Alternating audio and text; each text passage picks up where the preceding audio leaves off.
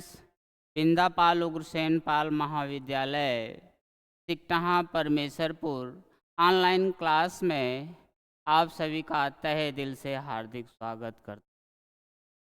प्यारे बच्चों, अगले वीडियो में हमने पढ़ा है लोकतंत्र की परिभाषा क्या है, इसके कितने प्रकार हैं, इसकी जानकारी हम लोगों ने ली है। आज हम लोग पढ़ेंगे लोकतंत्र की विशेषताएं, कि लोकतंत्र की कितनी विशेषताएं हैं, इस पर आज हम लोग चर्चा करेंगे। चलते हैं, जानते हैं लोकतंत्र की विशेषताएं क्या है। लेकिन इसे जानने से पहले थोड़ा सा प्रकाश डाल देते हैं लोकतंत्र क्या है। ठीक है, तो लोकतंत्र क्या है इसके बारे में थोड़ा सा हम प्रकाश डाल रहे हैं। लोकतंत्र दो शब्दों से मिलकर के बना है। कितने शब्दों से मिलकर के बना है? लोकतंत्र दो शब्दों से, कितने? दो शब्दों से मिलकर बना है। वो दो शब्द कौन कौन से हैं भाई? पहला शब्द है लोक और दूसरा क्या है? तंत्र है। दूसरा शब्द क्या है? तंत्र है। पहला क्या है? लोक, तो दूसरा क्या है? तंत्र है। लोक का तात्पर्य किससे होता है भाई? जनता से होता है। किससे होता है? जनता से होता है। और तंत्र का तात्पर्य शासन से होता है। किससे होता है भाई? शासन से होता है। तो क्या हुआ? अर्थात जनता का शासन, जनता का शासन। इसको और स्पष्ट से कहा जा सकता है कि जनता का, जनता के द्वारा और जनता के लिए शासन ही क्या है? लोकतंत्र है। यह परिभाषा किसने दिया है? अब्राहम लिंकन ने दिया है। यह परिभाषा किसने दिया भाई? अब्राहम लिंकन ने दिया है। आइए चलते हैं, जानते हैं लोकतंत्र की विशेषताएं क्या है। प्यारे बच्चों, लोकतंत्र की विशेषताएं क्या है? लोकतंत्र, लोकतंत्र समानता,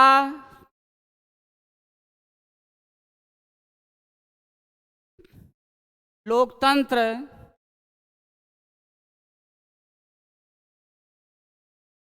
समानता, स्वतंत्रता और बंधुत्व पर आधारित एक ऐसी शासन व्यवस्था है जिसमें जनता द्वारा निश्चित समय के लिए निर्वाचित शासक वर्ग का प्रयोग करता है।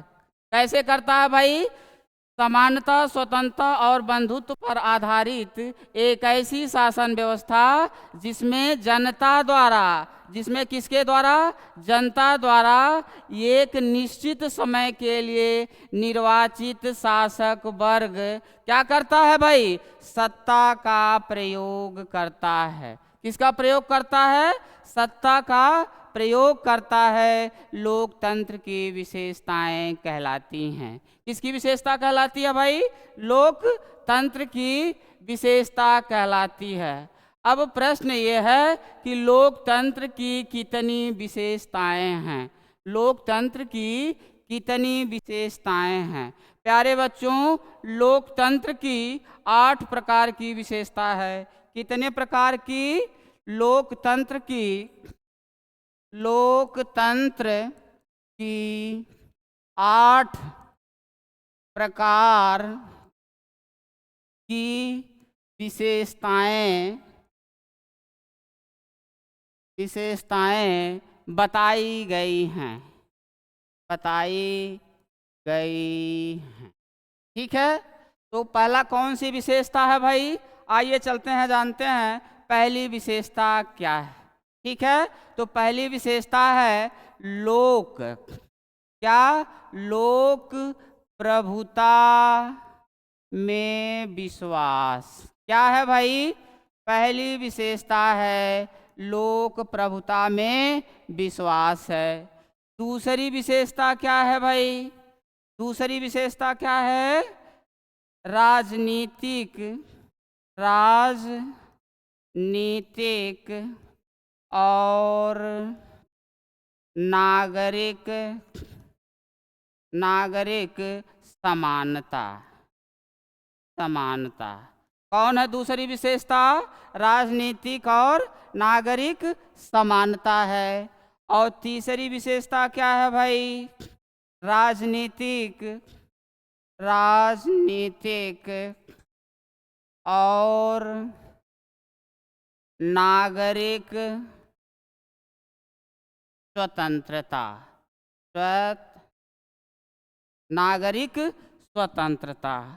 अब आते हैं, चलते हैं चौथी विशेषता क्या है। चौथी विशेषता क्या है भाई? इसकी चौथी विशेषता क्या है? चौथी विशेषता है व्यक्ति के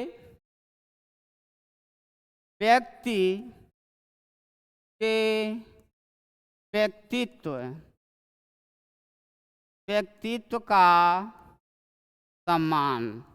क्या है चौथी विशेषता? व्यक्ति के व्यक्तित्व का सम्मान है। पांचवी विशेषता क्या है भाई? मानवीय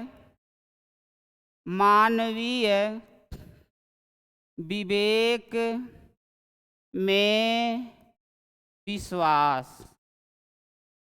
पांचवी विशेषता है मानवीय विवेक में विश्वास है। और छठवीं क्या है भाई? छठवीं विशेषता लोकतंत्र की क्या है? कि बहुमत का शासन। छठवीं विशेषता है बहुमत का शासन। छठवीं विशेषता बहुमत का शासन। और सातवीं विशेषता है क्या है भाई? शक्ति पृथक्करण।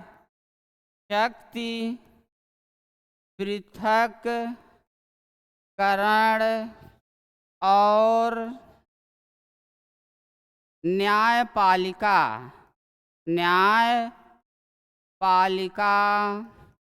की स्वतंत्रता। ठीक है। सतही क्या है? शक्ति पृथक्करण और न्यायपालिका की स्वतंत्रता है। आठवीं विशेषता क्या है भाई? आठवीं विशेषता है संविधानवाद। क्या है प्यारे बच्चों? आठवीं विशेषता है संविधानवाद।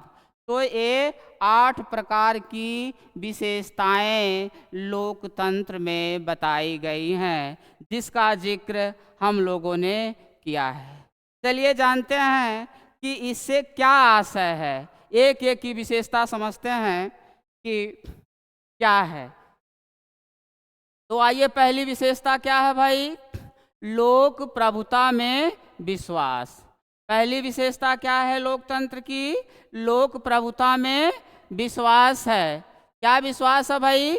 लोक प्रभुता का आशय है कि सत्ता का स्रोत जनता होती है। सत्ता का स्रोत प्यारे बच्चों कौन होता है? जनता होती है। और सत्ता का अंतिम रूप से जनता में निवास करती है। सत्ता किसमें निवास करती है? अंतिम रूप से किसमें? जनता में निवास करती है। लोक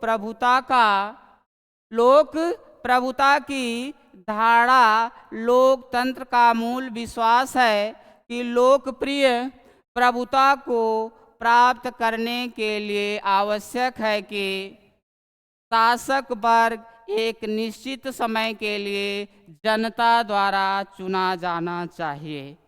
इसका स्पष्ट वर्णन ये कहा जा सकता है कि लोक प्रभुता का आशय कि शासक वर्ग जो होता है एक निश्चित समय के लिए, निश्चित समय क्या होता है भाई? प्रधान से लेकर के प्रधानमंत्री का कार्यकाल कितना होता है प्यारे बच्चों? 5 वर्ष होता है। कितने वर्ष होता है? 5 वर्ष होता है तो एक निश्चित समय के लिए किसके द्वारा चुनी जाती है? जनता के द्वारा चुनी जाती है। क्या कहलाता है? लोक प्रभुता में विश्वास कहलाता है। ठीक है, अब अगली विशेषता क्या है भाई? आइए चलते हैं, जानते हैं कि अगली विशेषता क्या है लोकतंत्र की। तो दूसरी विशेषता है राजनीतिक और नागरिक समानता। राजनीतिक और नागरिक समानता क्या है भाई? समानता, राजनीतिक और नागरिक समानता।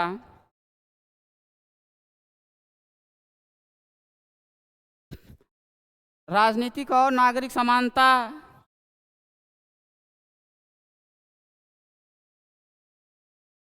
क्या है?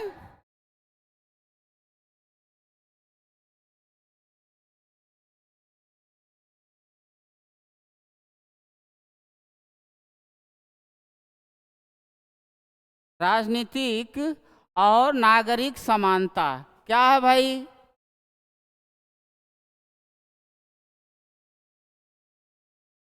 राजनीतिक और नागरिक समानता, समानता लोकतंत्र का मूल आधार है। प्यारे बच्चों, समानता लोकतंत्र का क्या है? मूल आधार है। ठीक है, अतः सभी नागरिकों को समान राजनीतिक शक्ति प्राप्त होनी चाहिए। देश के सभी नागरिकों को क्या प्राप्त होनी चाहिए? समान राजनीतिक शक्ति प्राप्त होनी चाहिए। वयस्क मताधिकार इस स्थिति को प्राप्त करने का क्या है? महत्वपूर्ण साधन है। इसके अतिरिक्त सभी नागरिकों को कानून के समक्ष समानता की स्थिति प्राप्त होनी चाहिए। प्यारे बच्चों, जाति, धर्म, लिंग के आधार पर किसी के प्रति असमान भाव से विचार नहीं रखना चाहिए। आइए चलते हैं, जानते हैं अगली परिभाषा क्या है। अगली परिभाषा क्या है? राजनीतिक और नागरिक स्वतंत्रता। राजनीतिक और नागरिक स्वतंत्रता। अब क्या है भाई? राजनीतिक और नागरिक स्वतंत्रता क्या है? स्वतंत्रता लोकतंत्र की क्या है? आत्मा है। क्या है प्यारे बच्चों?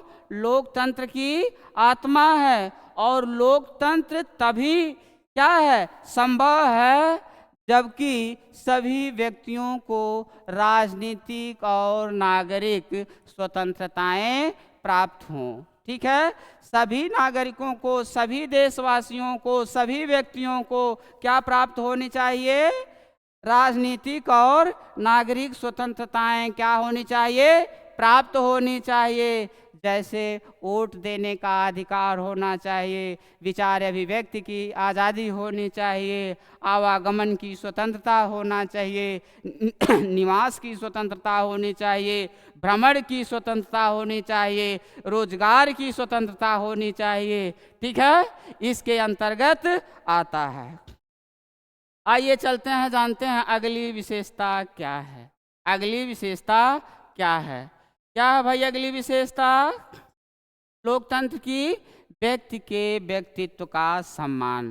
प्यारे बच्चों, व्यक्ति के व्यक्तित्व का सम्मान मानव जीवन के लिए बहुत ही महत्वपूर्ण है।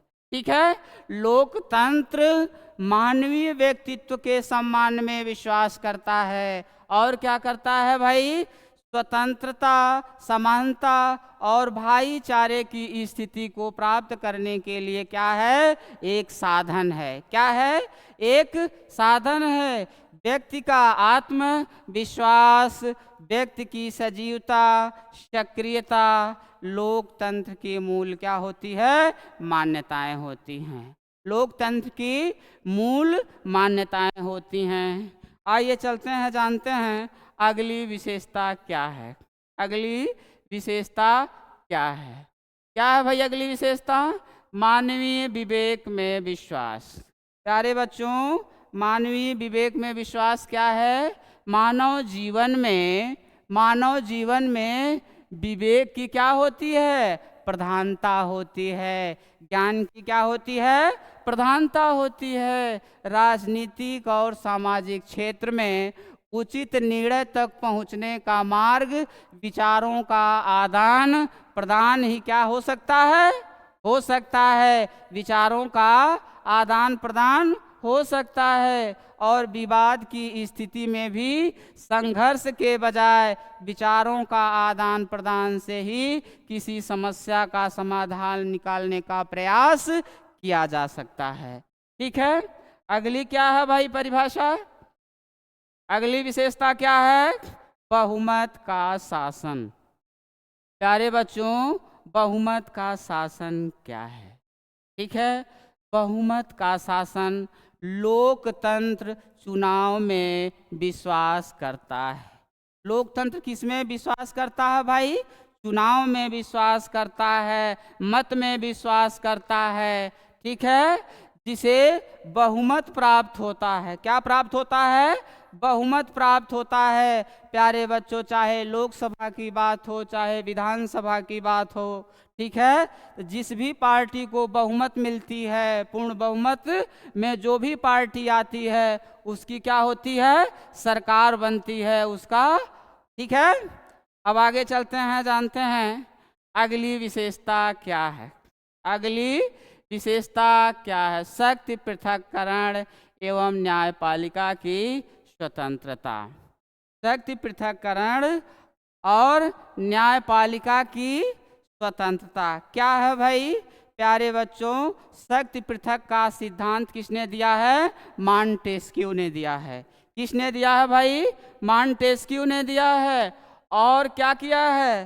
शक्ति पृथक्करण को कितने भागों में बांटा गया है भाई? जैसे सरकार के 3 अंग हैं। सरकार के कितने अंग हैं भाई? 3 अंग हैं। तो कौन कौन से हैं सरकार के 3 अंग? आपसे कोई पूछे शासन के कितने अंग हैं, तो आपका जवाब होना चाहिए शासन के 3 अंग हैं। कितने अंग हैं भाई? 3 अंग हैं। कौन है? एक विधायिका है, ठीक है, विधायिका।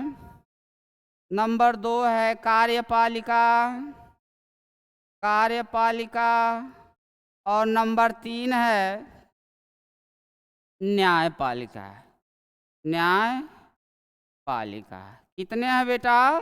3 हैं। एक विधायिका है, दूसरा कार्यपालिका है, तो तीसरा क्या है? न्यायपालिका है।